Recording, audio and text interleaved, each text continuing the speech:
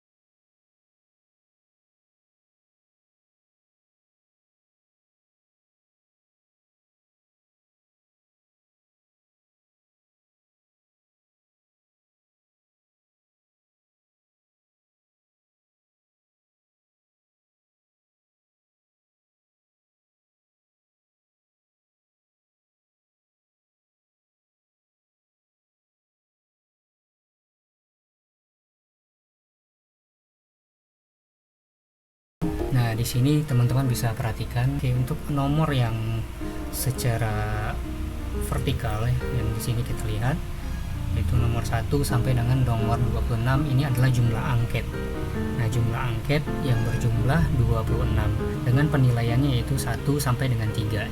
Yang kita lihat di sini secara horizontal yaitu dari nomor 1 sampai dengan nomor 71 adalah jumlah respondennya. Artinya sebanyak 71 orang yang sudah mengisi kuesioner. Nah, untuk itu kita membutuhkan satu kolom lagi, yaitu kolom total masing-masing yang diperoleh oleh responden. Di sini kita buat total. Nah, kemudian ini tinggal kita jumlahkan dari bawah untuk mendapatkan total dari keseluruhan masing-masing responden. Maka inilah total untuk masing-masing responden. Nah, selanjutnya jika data seperti ini sudah teman-teman rekap dari hasil penelitian yang sudah dilakukan, kita klik di sini ke bagian data. Kemudian teman-teman cari di bagian menu yang tampil di bawahnya yaitu data analisis. Nah, kalau data analisis ini belum tersedia, maka teman-teman bisa klik file, kemudian klik option. Nah, pada tampilan yang muncul pada jendela baru seperti ini, teman-teman klik add-ins. Oke, setelah kita klik add-ins, maka yang tampil adalah seperti ini. Teman-teman perhatikan di dalam kotak ini, dalam kotak add-ins itu ada nama. Pilih di situ yang subjeknya yaitu analisis tool pack, kemudian klik go atau klik OK. Nah, setelah teman-teman klik OK, nantinya akan muncul jendela baru. Nah, di situ teman-teman centang yang bagian analisis tool pack, kemudian klik OK lagi. Nah, selanjutnya jika di situ sudah muncul data analisis, maka tinggal kita klik data analyze. Nah, kemudian teman-teman pilih di sini di jendela baru yang muncul yaitu correlation, kemudian klik OK. Nah, di sini kita diminta untuk memasukkan range data yang akan diakumulasikan. Kemudian klik di sini untuk mempercepat penginputan data. Tinggal kita klik di bagian data mana saja yang akan diinputkan. Nah, dari sini ya, dari data responden yang pertama semuanya kita tarik ke sini, dan juga sekalian dengan totalnya teman-teman. Dengan totalnya kita klik sampai koresponden 71. Oke. Kemudian klik enter. Nah, selanjutnya data dari responden yang pertama sampai dengan koresponden 71 sudah terinput. Kemudian teman-teman pastikan di sini yaitu pada output optionnya yaitu new worksheet play ya, maksudnya nanti hasil pengakumulasian datanya akan ditampilkan di sheet baru. Kemudian klik OK. Oke. Ini sudah muncul di sheet baru ya hasil dari analisis datanya. Teman-teman perhatikan di sini ada kolom 1 sampai dengan kolom ke 26. Nah, ini maksudnya adalah hasil analisis data yang menunjukkan dari untuk angket yang pertama, untuk soal yang pertama sampai dengan soal yang ke-26. Dan ini adalah kolom pembantu. Nah, dari angket yang pertama kita lihat dari soal yang pertama ini. Kita mengacu ke kolom yang terakhir, yaitu ke kolom 27 ya. Maka inilah hasilnya. Ini kita perbesar dulu. Oke, semoga terlihat ya. Jadi untuk angket pada soal yang pertama, hasil validitas yang diperoleh yaitu 0,4293. Nah, teman-teman bisa mengacu ke Airtable yang digunakan. Ini kita bisa melihatnya di ini dengan search by Google atau dengan buku sumber. Jika soal berupa angket sejumlah 26 soal, maka Airtable-nya yaitu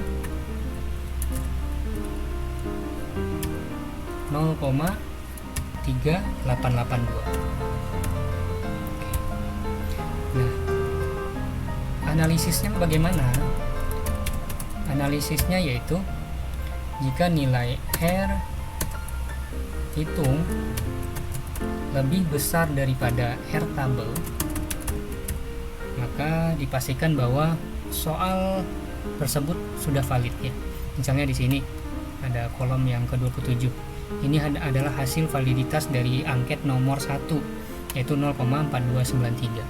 Nah, di sini 0,4293 nilainya lebih besar daripada 0,3882 atau lebih besar daripada Airtable-nya. Maka bisa kita simpulkan bahwa R hitung di sini lebih besar daripada Airtable. Maka kesimpulannya apa? Conclusion-nya apa? Conclusion-nya berarti soal itu adalah valid.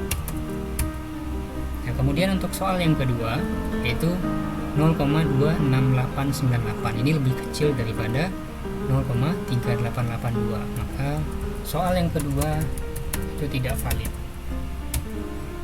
Soal yang ketiga juga tidak valid. Maka sampai ke soal yang ke-23 itu nanti akan kita dapatkan tidak valid.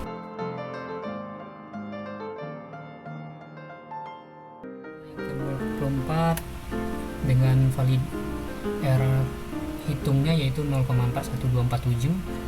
Maka di sini kita simpulkan soal ke-24 itu valid. Soal yang ke-25 unvalid.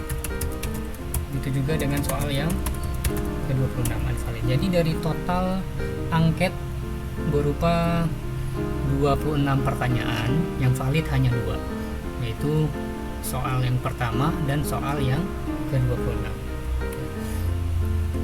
Nah, kemudian untuk uji reliabilitas, kita kembali lagi ke tabel yang sudah diinputkan tadi. Caranya yaitu dari ke-26 soal ini kemudian kita kelompokkan menjadi 2, yaitu soal dengan kelompok ganjil dan yang kedua yaitu soal dengan kelompok genap. Nah, kalau kita bagi ke dalam soal dalam kelompok ganjil, kita akan memperoleh datanya seperti ini.